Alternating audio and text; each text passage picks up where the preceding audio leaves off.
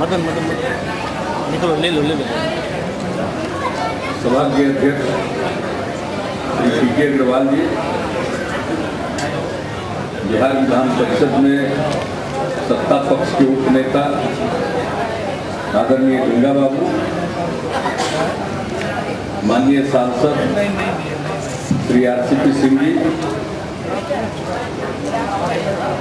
मंच पर विराजमान विधान परिषद के माननीय सदस्य श्री संजय झा जी, हमारे सामने बैठे हुए विधान परिषद के सदस्य और सत्ता पक्ष के मुख्य सचेतक श्री संजय कुमार सिंह जी,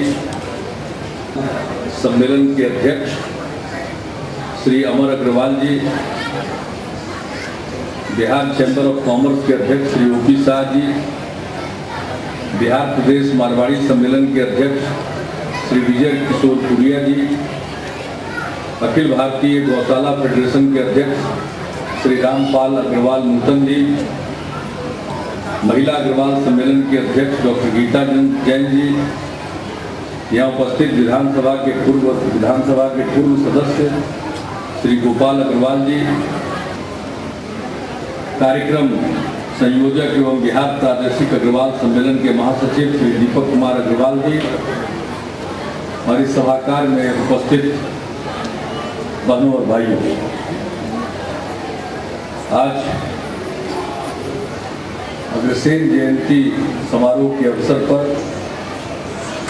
इस कार्यक्रम में आप सब लोगों ने मुझे भी निमंत्रित किया। इसके लिए मैं सबसे पहले आयोजकों के प्रति आभार प्रकट करता हूँ और यहाँ आने के बाद विभिन्न संस्थाओं के द्वारा मुझे और अन्य मंच पर विराजमान अतिथियों का सम्मान किया गया। इसके लिए भी मैं आप सबके प्रति आभार प्रकट करता हूं और एक चीज की मुझे बेहद खुशी हुई है जिसका जिक्र मैं करना चाहूंगा कि परीक्षा में अच्छा अंक प्राप्त करने के आधार पर मेधावी छात्र छात्राओं को आज सम्मानित किया गया। ये बहुत अच्छा कार्य है और इससे पढ़ाई के प्रति और रुचि जगेगी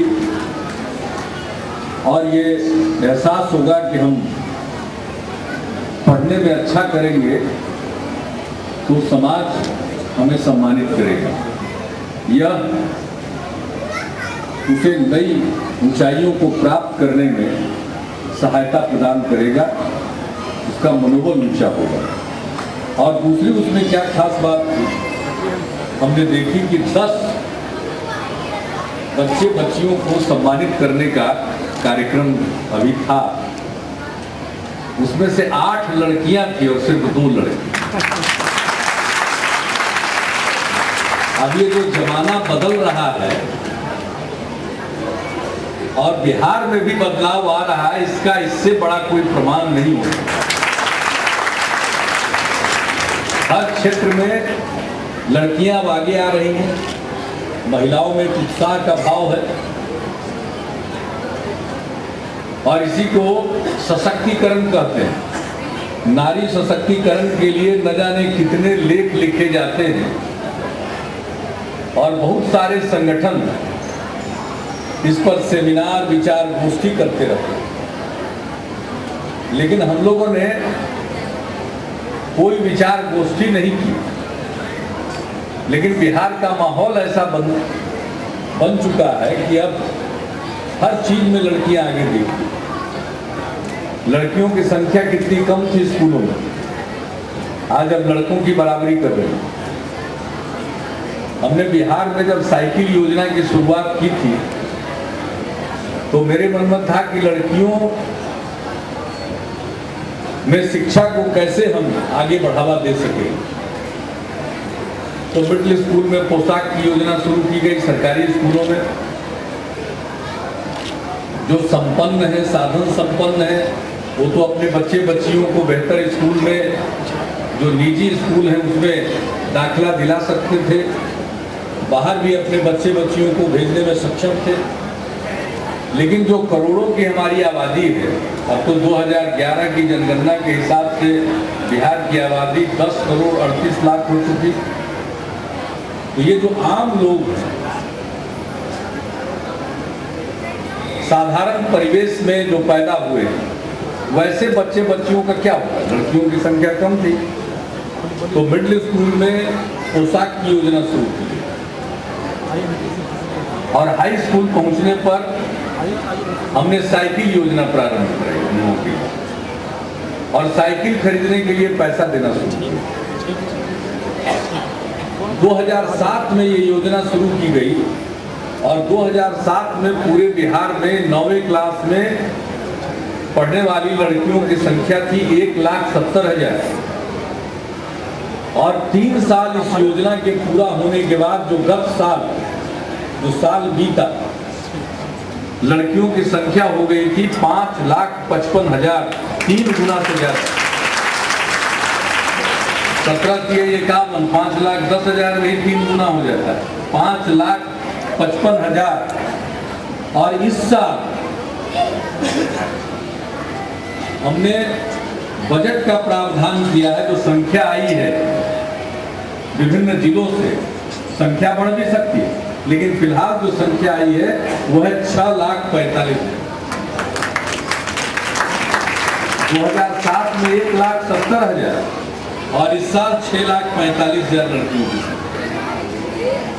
तो अब ये सिर्फ शहरों में नहीं, देहातों में, शहरों में तो कभी कभार पटना में एक आध बार हमने लड़की को स्कूटर चलाते देखा, साइकिल चलाते फिर भी हम नहीं देखे। आज जाइए गांव-गांव में लड़कियां साइकिल चलाते हुए स्कूल जा रही हैं, तो क्या दृश्य होगा। आज देश का कोई व्यक्ति यहाँ आता या बाहर के लोग बिहार के बारे में जानकारी प्राप्त करने आते, सब जगह बिहार की चर्चा हो रही। बिहार बदल गया। पहले लोग कहते थे बिहार बदल ही नहीं सकता, सुधर ही नहीं सकता। अब लोग कहने लगे हैं कि बिहार तो सुधर गया, दूसरी जगह पर नजीर दे रहे, उदाहरण के रूप में पेश कर। तो जब लोग आते हैं देखने बिहार को, तो एक प्रतीक के रूप में ये उभरा है, साइकिल चलाती हुई समूह में स्कूल जाती हुई लड़कियां, एक प्रतीक के तौर पर।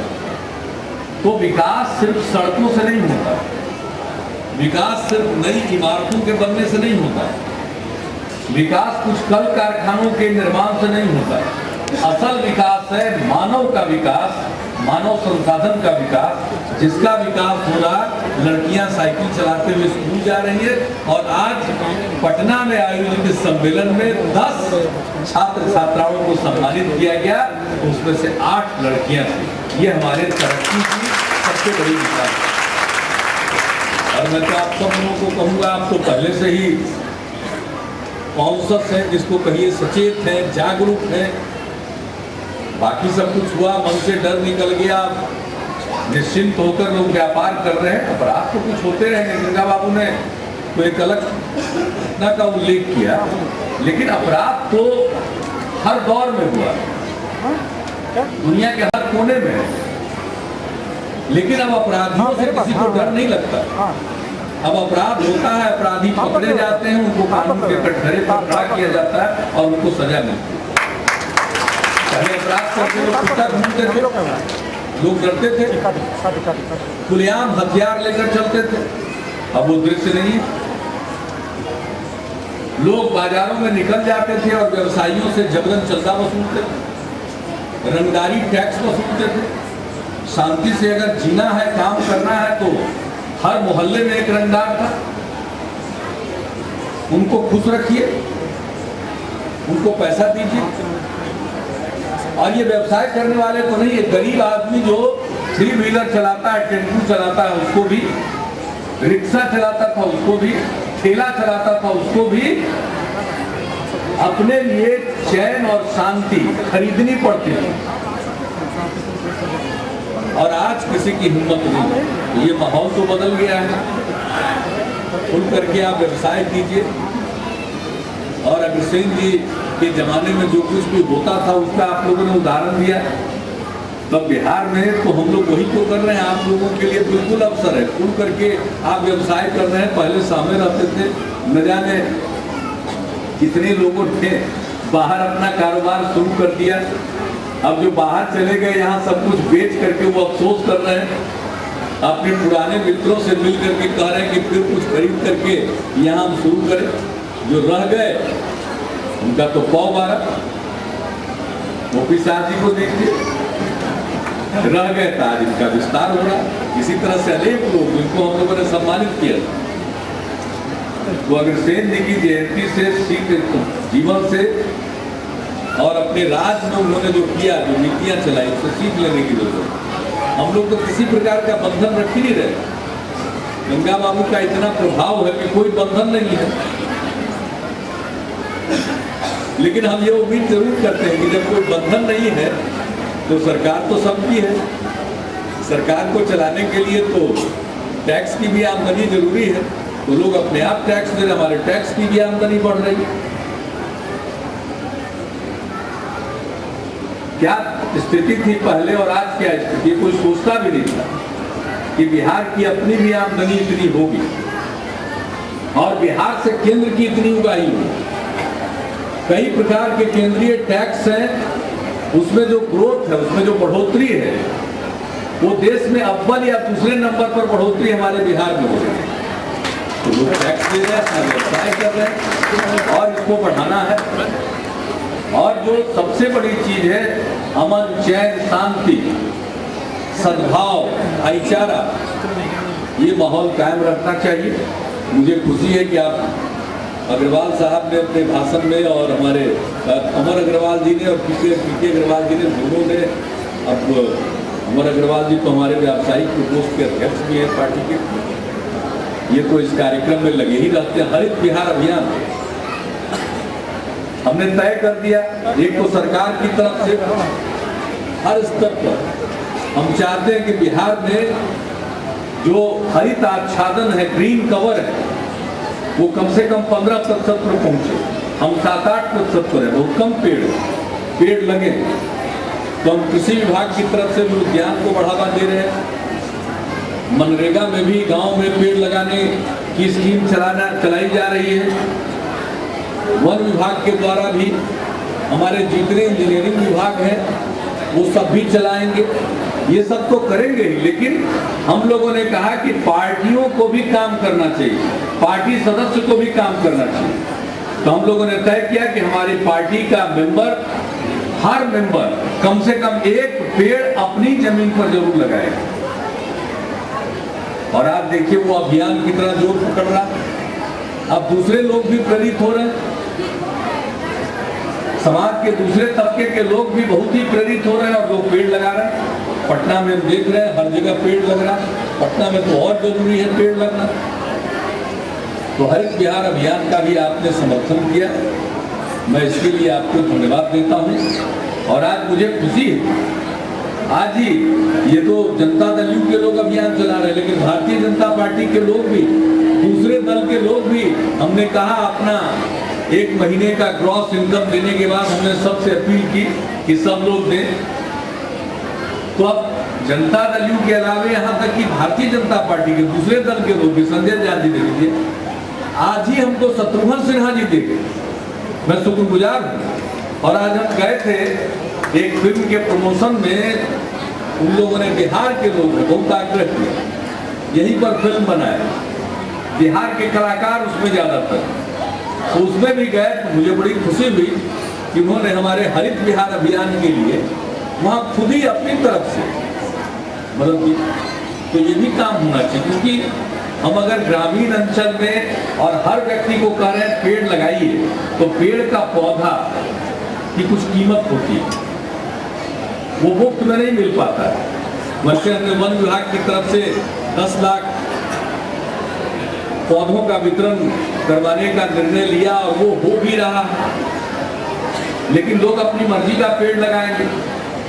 अब बिहार में तो हालत यह है कि जितने निजी नर्सरी हैं उसमें भी अब पौधे कम पड़ गए, बाहर से लोग मंगवा रहे हैं। और अगली बार के लिए लोगों ने तय किया कि हम ज़्यादा से ज़्यादा नर्सरी का और विकास करें। ये बड़ी अच्छी बात है।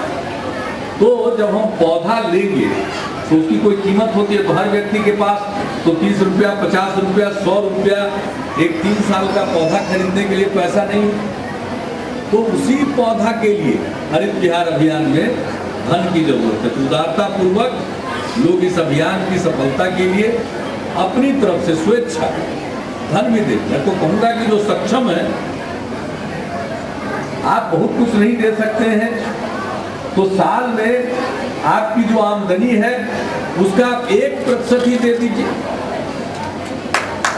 महीने में जो आप कमाते हैं 1 दिन की ही आमदनी दे दीजिए।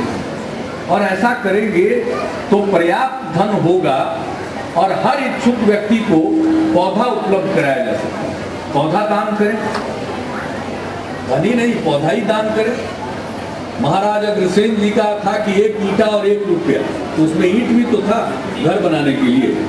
तब ईंट की बात हम नहीं कर रहे, हम करें एक पौधा ही दान दे दीजिए।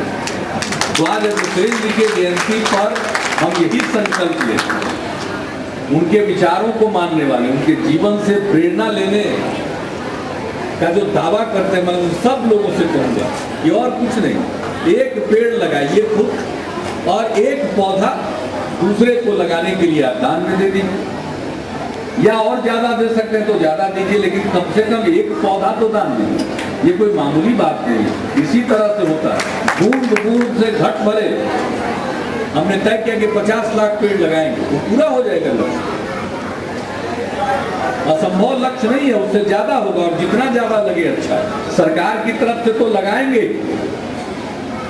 लेकिन गैर सरकारी तरफ से, पहली बार राजनीतिक दल की तरफ से भी कहा जा रहा है। वरना राजनीतिक दल के लोग तो सिर्फ चुनाव लड़ने की बात करते थे। हमने कहा चुनाव लड़िए वो सही है, लेकिन साथ साथ ऐसा काम करिए जिसका सरोकार हमारे जीवन से। अगर हम हरियाली बढ़ाएंगे नहीं तो धरती को बचा नहीं पाएंगे और हम सब नष्ट हो जाएंगे। किसी भी धर्म मजहब को मानने वाले सबने कहा है पर्यावरण पर ध्यान दो। हम गए थे अभी 2 दिन पहले, जो हज के लिए रवाना होता है जत्था, तो उसके उनको विदा करने के लिए समारोह था, उसमें गए। वहाँ हमारे अमीर शरीयत हैं, इमारत शरिया के, उन्होंने समर्थन किया कि ये जो पेड़ लगाने का कार्यक्रम है अपने अंदाज में होने का समर्थन किया। इस सब के लिए और मानव जाति के लिए ये आवश्यक है। हम अगर स्वच्छ हवा में सांस लेना चाहते हैं तो हमें ये करना चाहिए। तो हम आपसे यही अपील करेंगे। और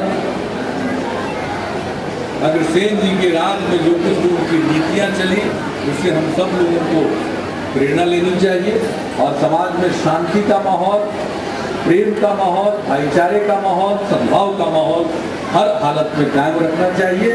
और फिर तो आगे बढ़ेगा। अगर एक दिन अशांति हो जाए, अगर किसी तरह से अमन चैन में बाधा उत्पन्न हो जाए तो बंद हो जाता है सब चीज। किसका नुकसान होता है?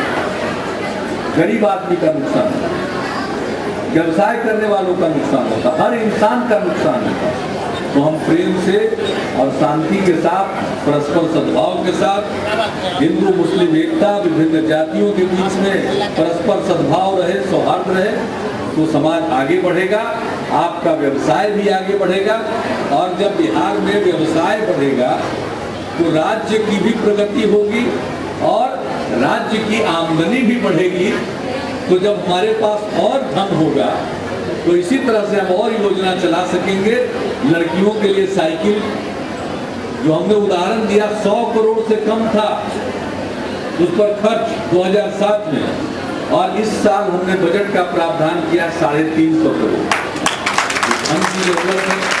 तो जब व्यवसाय बढ़ेगा, कारोबार बढ़ेगा, तो आपकी भी आमदनी बढ़ेगी, सरकार की भी आमदनी बढ़ेगी और इस प्रकार के जन कल्याण के और लोक कल्याण के कार्यक्रम हम चला पाएंगे और समाज में जो जरूरतमंद तबका है उसकी सहायता हम कर पाएंगे और तब सही मायने में बिहार विकसित होगा।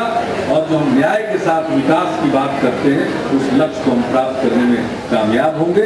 तो फिर आप सब लोगों को बहुत बहुत धन्यवाद और महाराज अग्रसेन जी के चरणों में अपनी श्रद्धांजलि अर्पित करते हुए श्रद्धा सुमन अर्पित करते हुए मैं अपनी बात को समाप्त करता हूं। बहुत बहुत धन्यवाद।